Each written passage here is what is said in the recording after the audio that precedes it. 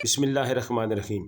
ہمدرد centre Lahore میں doctor Abdul Hannan کی زیر صدارت تھیلیسیمیا آگاہی سیمینار منعقد ہوا، جس کے مہمان خصوصی بہاول نگر سے تعلق رکھنے والی معروف علمی و سماجی شخصیت چیئرمین حمایت اسلام طبیہ کالج لاہور محمد رفیع کھرل تھے۔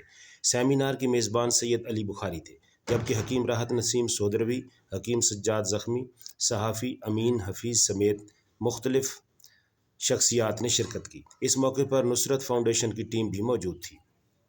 مہمان خصوصی محمد رفیع کھرل، طبیبہ سائمہ غیاث، طبیبہ نبیلہ عمران اور اعجاز مفتی نے اپنے خطاب میں کہا کہ تھیلیسیمیا کے مہنگے اور طویل علاج سے مریض کے جسم میں پیدا ہونے والی پیچیدگیوں کو دور کرنے کے لیے طب کی خدمات حاصل کرنی چاہیے، اور ملکی قانون کے مطابق شادی سے پہلے تھیلیسیمیا کا ٹیسٹ کروانے پر ہر صورت عمل درآمد کروایا جائے تاکہ آنے والی نسل کو اس موذی مرض سے محفوظ کیا جا سکے۔ پاکستان پائندہ باد۔